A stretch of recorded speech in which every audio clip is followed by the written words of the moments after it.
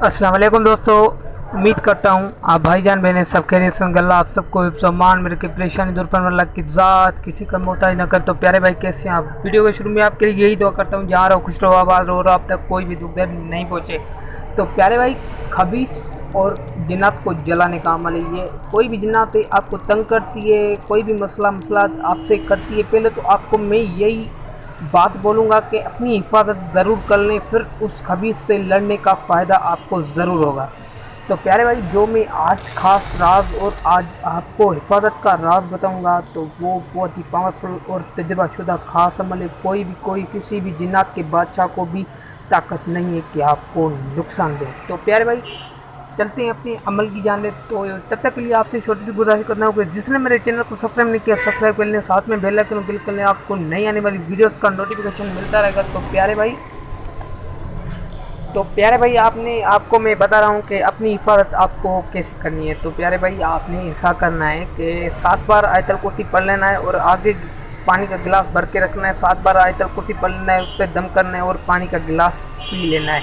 और 7 बार आयतल कुर्सी पढ़कर अपने हाथ पे दम करके जिस्म पे आगे पीछे हाथ फेर लेने हैं। आपने 3 बार यही करना है दिन में। आप बस करते रहें।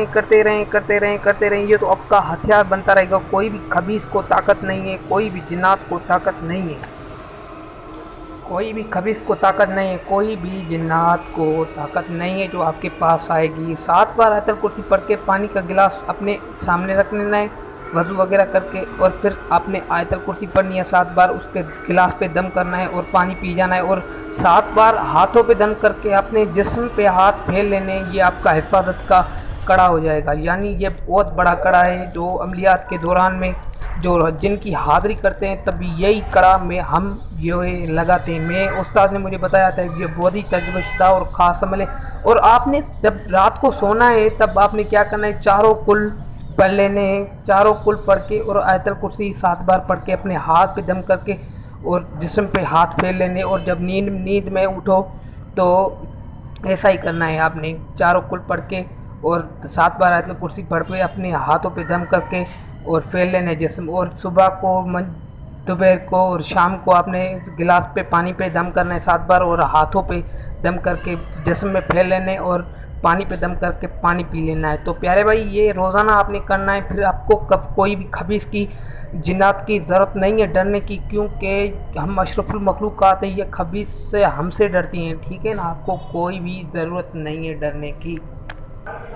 तो प्यारे भाई, चल आगे बढ़ते हैं कि आपको जिन्नात को कैसे वहाँ से भगाना है। ये जो आपको स्क्रीन पे कुछ दिखाई दे रहा है, इसको आपने लिख लेना है ऑरेंज कलर से या फिर पॉइंटर से, ऑरेंज पॉइंटर से या फिर ज़ाफ़रान से। ज़ाफ़रान नहीं मिलता तो आपको ऑरेंज कलर से आपने लिख लेना है, ठीक है। लिखकर उस मरीज़ को जिसके पास है जिन्नात, उसको तंग करती है, अपने दाएं बाजू पे बांधे या गले में पहने, तो इंशाल्लाह जिन्नात जल जाएगी।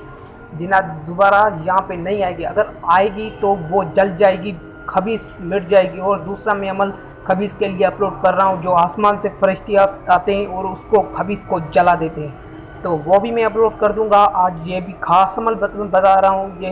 ये जो दूसरा नकुश है, ये भी आपको स्क्रीन पे दिखाई दे रहा है। आज जो 2 नकुश दे रहा हूँ और एक अमल दे रहा हूँ, आप भाइयों के इल्म में इजाफा होता रहे। तो प्यारे भाई, ये दूसरा जो नकुश है, यही आपने ऑरेंज कलर से बनाना है या फिर ज़ाफ़रान से बनाना है, जहाँ ऑरेंज पॉइंटर ले लेनी है।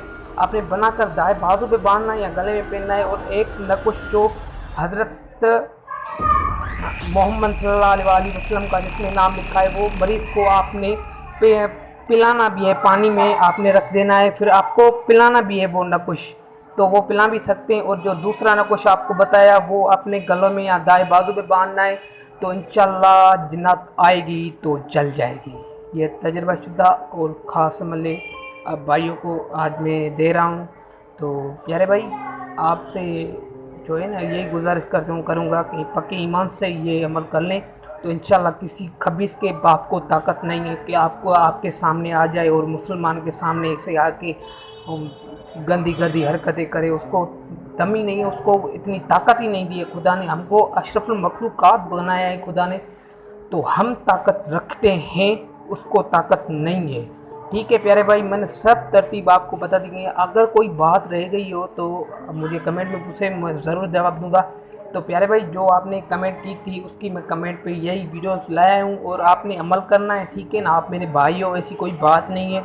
अगर आपको ये बता रहा हूँ, ये आयतल कुर्सी का आप हिसार कर लें और ये जो है ना 3 दिन 4 दिन के बाद ये तिलिस्म बनाकर उसके दाएं बाजू पे बांधे या गले पे पहने। तो एक पानी में पिलाने वाला भी है, दाएं बाजू पे बांध सकते हैं, गले में पहन सकते हैं। ये दोनों तावीज़ आपने बनाने नहीं, फिर दोनों एकदम नहीं बनाने। एक दिन दूसरा बनाना है, तीसरे दिन तीसरा दूसरा बनाना है।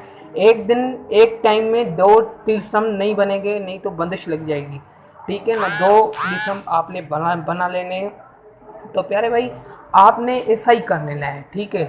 तो आपने उसको खबीज़ को जलाना है, ठीक है। वो जब जल जाए तो आप उसको, तो ये आयतल कुर्सी आपने पढ़ लेनी है। फिर किसी मीठी चीज़ पे दम करके किसी बच्चों में तकसीम कर देनी है। और जब आप इसको तावीज़ तिलिस्म लिखें, जब आप लिखना शुरू करें तिलिस्म, तो उसके पहले से ही आपने सदका वगैरह ले लेना है, दे देना है किसी बच्चे को, किसी फ़कीर को, किसी भी दरबार में, किसी भी अल्लाह की मस्जिद में, किसी भी पेशमाम को वो सदका दे देना है।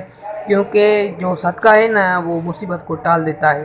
तो प्यारे भाई, आपने सदका देकर फिर तिलिस्म को नकल करना है और नियत ऐसी करनी है, नियत कि ये मैं सदका दे रहा हूँ, ये तिलिस्म बना रहा हूँ, इसको जिन्नात को जलाऊँगा। तो प्यारे भाई, तब तक के लिए मुझे इजाज़त, ढेर सारा प्यार आप भाई बहनों के लिए। अस्सलाम वालेकुम।